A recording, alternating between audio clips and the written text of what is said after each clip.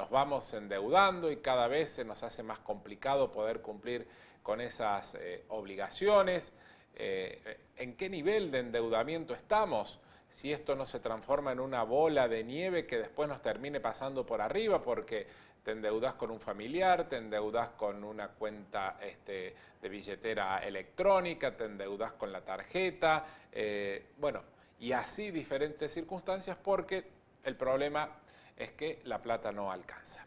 Nos acompaña Patricio Canalis, quien es economista de IDESA, para ayudarnos a entender la realidad de lo que está pasando. Patricio, buenos días, el gusto de saludarte. Bien, gusto. Gracias por estar allí, muy amable. Bueno, ¿en qué circunstancia, en qué situación, en qué momento estamos de esto de tener que endeudarse para poder llegar a fin de mes? Bien, en el último año te diría la morosidad de la gente a la hora de pagar la tarjeta de crédito, los préstamos personales, fue en aumento. Habíamos tenido un 2024 bastante tranquilo, venía igual que todos los años y a partir de 2025 empieza a subir. ¿Y qué pasa? A la hora de preguntarnos qué pasa, hay que ver que en 2024 había aumentado fuerte el crédito. Es decir, las familias empezaron a tomar mucho crédito, los bancos empezaron a ofrecer crédito porque veían ahí un negocio rentable. Y además pasó lo siguiente, de que nos empezamos a ver cifras de inflación bastante más bajas de las que teníamos acostumbradas en 2023, por ejemplo. Entonces eso imposibilitó que las familias pudieran licuar a veces los préstamos, que era un fenómeno que pasaba. Claro. Uno sacaba cosas en cuotas y después de repente veía que a lo largo de los años el valor real se veía reducido por la propia inflación, te lo licuaba. Lo que informalmente se conoce como te licuaba las cuotas la misma inflación. A partir de 2025 ese fenómeno, bueno, ya no se da, porque las cifras de inflación son bastante más razonables y porque además hay que decir que la tasa de interés está en niveles estratosféricos, esa sería la palabra concreta. Entonces eso lleva a que cada vez uno tenga una deuda mayor, especialmente si no la paga o si paga el mínimo. Que eso es una situación bastante grave porque se empieza a hacer este fenómeno de la bola de nieve. Nunca es recomendable, pero mucho menos ahora en una situación en la cual las tasas de interés son muy altas. Patricio, ¿y la explicación de todo esto es que la plata no alcanza? ¿Ese es el punto de partida directamente? Mira, a ver, uno tendría que comparar qué pasaba en 2023 y qué pasa hoy en día. Tratar de ver qué cambió. Y si uno ve los ingresos, por ahí va en contra de lo intuitivo, ¿no? Pero los ingresos están más o menos en el mismo nivel del 2023. En 2024 cayeron fuerte, hubo meses en el cual la caída había sido del 20% respecto al año anterior, pero después en 2024 de a poquito fueron recuperando. Entonces, ¿qué es lo que lleva a pensar eso? Que por ahí no es una cuestión de ingresos, Sí. que obviamente están bajos, ¿no? Pero capaz que esto no lo explican los ingresos, sino esto que te comentaba yo, de que la gente todavía está en esa mentalidad de me endeudo, total de alguna manera lo voy a pagar, que funcionaba en 2023, pero hoy no. Hoy no, Claro. porque capaz en aquel momento a fin de mes se te licuaba cierto valor y vos llegabas. Pero hoy te encontrás con que a fin de mes no lo podés pagar. Claro. Sobre todo aquel que no usa la tarjeta a largo plazo, ¿no? Porque es diferente la situación de alguien que saca una heladera en 12 cuotas que alguien que saca todo a una cuota. Vos Claro. de repente empezás a sacar a una cuota, a fin de mes se te hace la tarjeta, te vienen 500.000 pesos, 700.000 pesos que después quizás no lo podés pagar.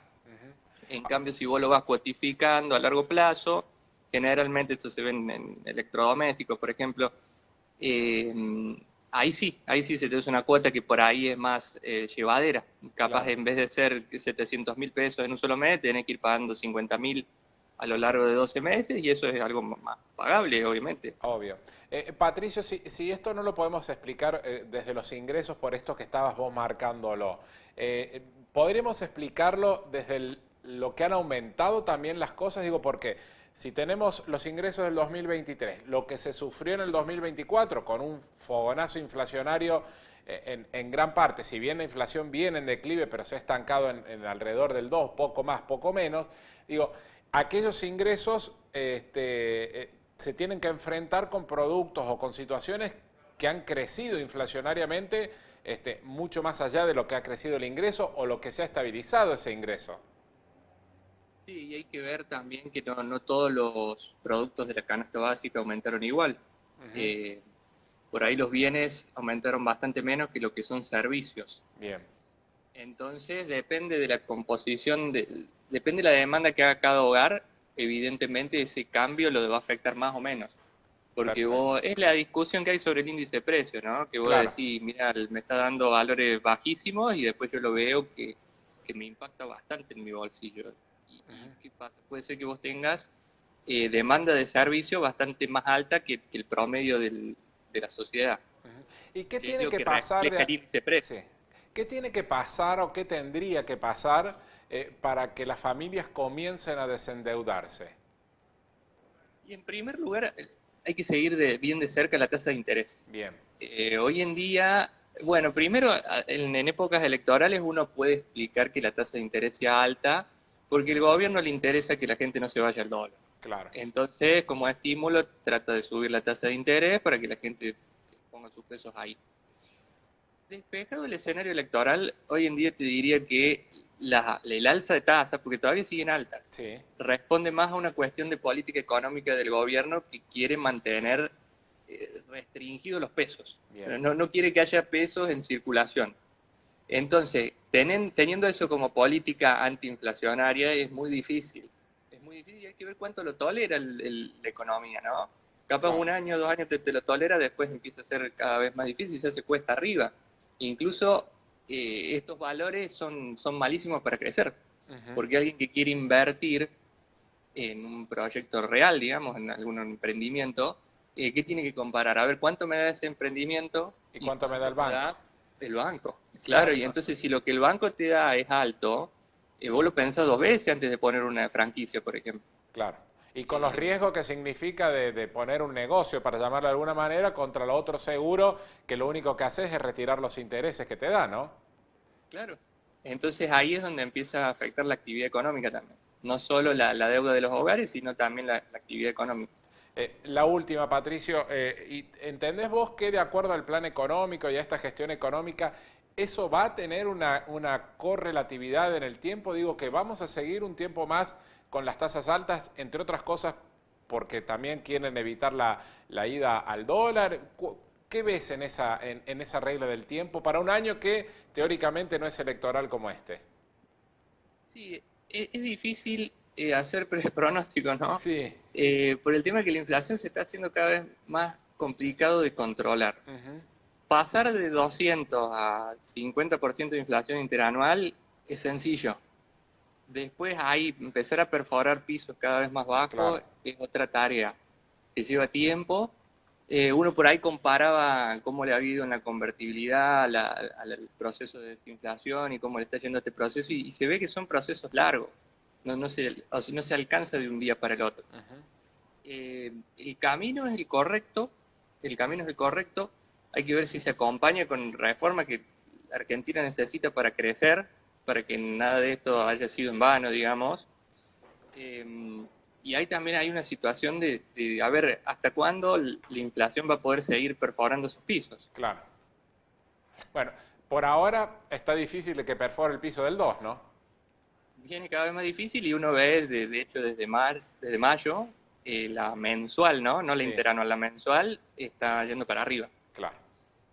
Va a ser difícil lo que dijo el presidente, que en agosto por ahí va a arrancar con 1 o con 0. Va a estar complicado, ¿no? No, la promesa esa fue para el año pasado. Mediados del año pasado ya uno por ahí preveía 1% de inflación y después terminó no dándose, sobre todo por las turbulencias electorales, también eso hay que Claro. decirlo, que hoy en día ya está más despejado eso, por lo menos un año y medio tranquilo vamos a tener respecto al escenario electoral.